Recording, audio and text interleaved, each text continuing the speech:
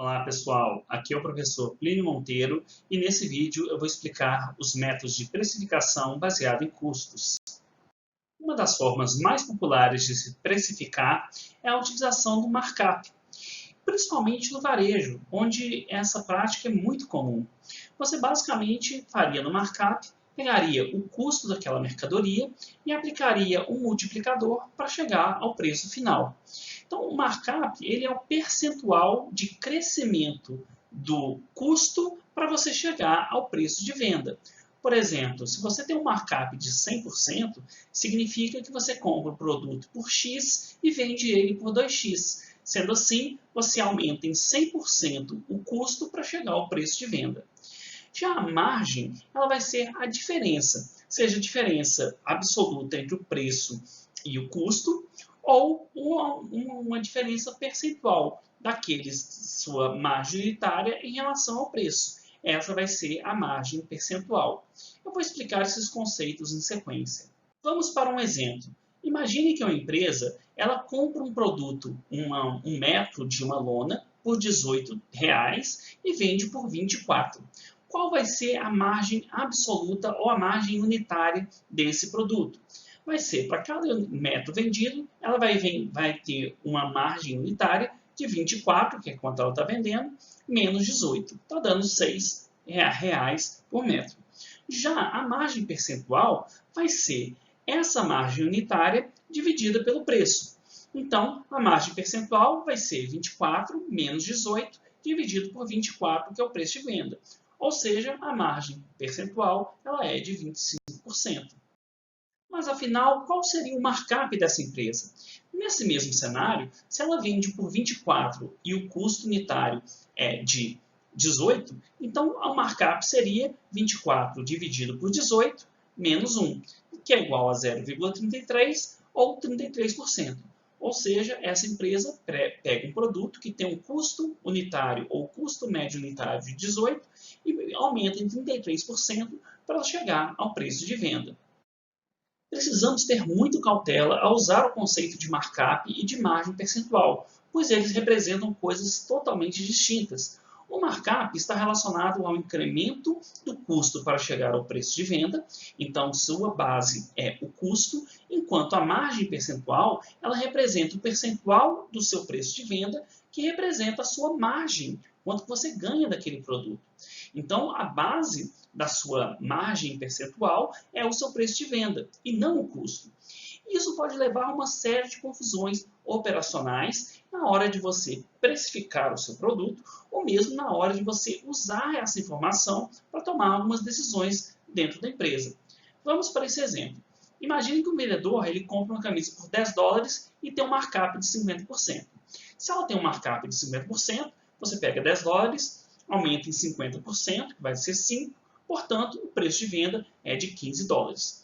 Só que, imagine que esse produto não vendeu, tá? Não teve saída e depois você fez uma promoção. Se você acha que o markup é a mesma coisa que a margem, o que você faria? Você tiraria 50% desse seu preço de venda. Só que se você tirar 50% do preço de venda, você vai vender por R$7,50. Só que você comprou por 10. Ou seja, você vai estar pagando para o seu cliente levar o produto, você vai ter prejuízo. Então, nesse caso, é um exemplo claro onde a confusão entre markup, que a base é o seu custo, e a margem percentual, que a base é o preço de venda, eles não podem ser confundidos. A margem representa o percentual do seu preço de venda que vira sua margem unitária. Já o markup representa o percentual que você incrementa o custo para chegar ao preço de venda. E não se pode confundir esses dois conceitos. Mas ainda assim, você pode utilizar o conhecimento do markup e da margem para fazer conversões e saber qual é a margem a partir de um markup praticado ou qual que é o markup a partir de uma determinada margem. Para isso, nós podemos usar essas duas formas, onde o markup é igual a 1 dividido por 1 menos a margem, menos 1. Ou a margem percentual é igual a 1 menos 1 dividido pelo markup mais 1. Vamos dar um exemplo. Se a margem é de 25%, o markup será igual a 1 dividido por 1 menos 0,25 menos 1, que vai ser igual a 1 dividido por 0,75 menos 1. 1 dividido por 0,75 vai dar 1,33 menos 1 dá 33%, 0,33. E se o markup é de 33%, qual seria a margem percentual? Seria igual a 1 menos 1 dividido por 0,33 mais 1. Isso vai ser então igual a 1 menos 1 dividido por 1,33, que vai ser 1 menos 0,75, que é igual a 0,25 ou 25%. Este gráfico ele ilustra visualmente a relação entre a margem e o markup. Como a gente pode notar, a margem no eixo X, à medida que ela aumenta, o markup ele vai crescendo exponencialmente. Quando a diferença é pequena, quando a margem e o markup são pequenos, 10%, 20%, nem dá tanta diferença assim. Mas quando você tem uma margem muito alta, o markup ele vai tendendo para o infinito. E é justamente isso que ocorre. A margem de 100% só ocorrerá se o markup for infinito. Só existe, na verdade, se você não tiver custo de fabricação. Então, uma margem de 100% sobre o seu preço de venda só vai ocorrer se o seu custo é zero, o que nós sabemos que na prática é impossível. O que seria, então, a estratégia de um preço de markup? Seria você estabelecer qual markup que você vai aplicar para uma determinada linha de produtos ou empresa, tendo em vista seus custos de fabricação.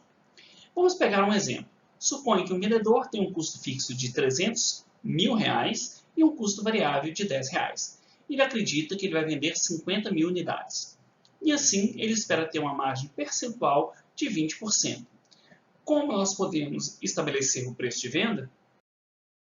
Nesse caso, o primeiro passo é estabelecer o custo médio unitário para aquele nível de fabricação ou de vendas. Então, o custo médio unitário, como nós já vimos, vai ser o custo variável mais o custo fixo dividido pela quantidade. O custo variável é de R$10 e o custo fixo de 300 mil dividido por 50 mil, que é a quantidade. Então, nesse nível, daria um resultado de R$16 o custo médio unitário. O preço de markup seria, então, o custo médio unitário menos o custo médio unitário dividido por 1 menos a margem percentual que se deseja. Então, o preço de markup seria 16 dividido por 1 menos 0,2, que seria igual a R$20. Nesse caso, qual seria o markup efetivo? Bom, vai depender de como você está calculando o seu markup. Você está considerando o custo variável? Se é o custo variável, você pegaria 20 dividido por 10, menos 1, o seu markup seria de 100%. Então, você teria que aplicar um markup de 100% sobre o seu custo variável. Outras empresas podem calcular um custo médio unitário e usar ele como um parâmetro para calcular o markup. Nesse caso, você faria 20 dividido por 16 menos 1. E esse seria o markup já considerando os custos fixos de fabricação. Temos ainda o preço de retorno-alvo, que é muito comum para concessionárias de serviços públicos ou para outros tipos de setores, onde a demanda é relativamente constante, sem grandes flutuações e que o investimento fixo naquele negócio tende a ser um valor muito elevado. É muito comum em concessões de rodovias, em privatizações, se utiliza muito esse modelo para definir o preço a ser cobrado por exemplo, para você usar uma determinada rodovia, o pedágio. Nesse caso, vamos supor que a gente tenha o seguinte caso. Uma empresa ela tem um investimento de R$1 milhão e ela vai ter um retorno de 20% sobre esse faturamento, sobre esse investimento. Nesse caso, para ela ter 20% de retorno sobre um retorno de 20% sobre esse investimento, ela deveria ter, então, faturar 200 mil no primeiro ano. E ela imagina que ela vai ter uma quantidade estimada de 50 mil unidades vendidas. Além disso, tem um custo variável de 16. Então, como seria o preço de retorno-alvo? Você pegaria o custo variável, multiplica pelo ROI vezes o investimento, que aqui vai dar 200 mil, dividido pela quantidade, que é 50 mil. Então, 200 mil dividido por 50 mil vai dar 4. 4 mais 16 vai dar R$20 por cada cliente.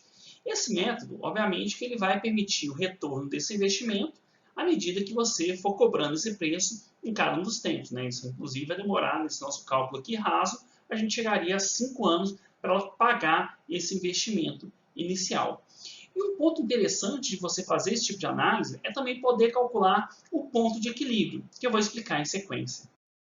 o ponto de equilíbrio representa a quantidade mínima que você precisa vender para que você passe a ter um negócio lucrativo. Se você vender menos do que aquela quantidade de equilíbrio, você estaria tendo prejuízo e a partir do momento que você vende mais, você passaria a ter lucro. Como nós calculamos o ponto de equilíbrio? Bom, a fórmula do ponto de equilíbrio é igual ao custo fixo dividido pela sua margem unitária. E a margem unitária é o preço menos o custo variável. Suponha que o custo fixo seja de R$300 mil e você tem um preço de R$20 e um custo variável de R$10. Sendo assim, sua margem unitária é de R$10. 300 mil dividido por 10 vai dar 30 mil. Ou seja, se você vender menos de 30 mil, você tem prejuízo. Se você vender mais de 30 mil, você começa a ter lucro. Nós podemos observar nesse gráfico o padrão desse ponto de equilíbrio. Por exemplo, no custo fixo seria aqui fixo em 300 mil. Aqui, essa linha representa a receita total a um preço de R$20. Então, se você vender, por exemplo, 10 mil unidades, você estaria tendo um faturamento de R$200 mil. Se você vendesse 30 mil unidades, o seu faturamento seria de R$600 mil. Em medida que você vai incrementando, né, vai aumentando seu volume de vendas, sua receita vai aumentando. E aí, essa segunda linha é o custo total, que é a soma do seu custo fixo mais os custos variáveis para aquele nível de produção. O ponto de equilíbrio é justamente o ponto em que o custo total se equipara à receita total. Se nós pegarmos a fórmula da receita e equipararmos a fórmula do custo total, nós chegaremos exatamente a essa fórmula que já foi apresentada previamente. Muitas vezes, saber o ponto de equilíbrio não pode dar uma direção correta do quanto o seu produto tem que ser bem sucedido para que a sua empresa passe a ter um lucro. Especialmente porque o ponto de equilíbrio não leva qual é a demanda de mercado que deverá ser atendida para que você passe a ser lucrativo. Sendo assim, o ponto de equilíbrio como participação de mercado parece ser uma medida mais apropriada, principalmente quando você tem grandes investimentos ou negócios rodando. O que é o ponto de equilíbrio como participação de mercado? Nada mais é do que o ponto de equilíbrio dividido pela demanda de mercado. Esse número vai te dar um percentual, que é o market share que você precisa alcançar para que a sua empresa passe a ser lucrativa. Como esse número ele depende do que os outros competidores estão dizendo, ele é muito mais informativo para dizer a viabilidade daquele negócio. Porque se você tiver um ponto de equilíbrio em market share que fala que você tem que ter 90% de mercado, já pode existir, porque é possivelmente muito difícil uma empresa ter 90% de mercado. Se você tiver um ponto de equilíbrio que fala que você está entrando no mercado onde o maior competidor tem 40% e o seu ponto de equilíbrio é 1% de participação de mercado, já te mostra que, olha, posso ter que vender muito, mas isso é somente 1% do mercado e isso parece ser plenamente razoável de ser alcançável com a minha estratégia competitiva.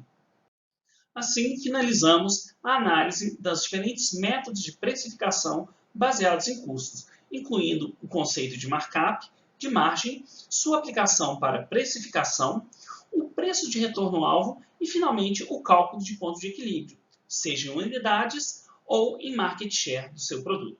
Era esse o objetivo do vídeo. Até a próxima. Tchau!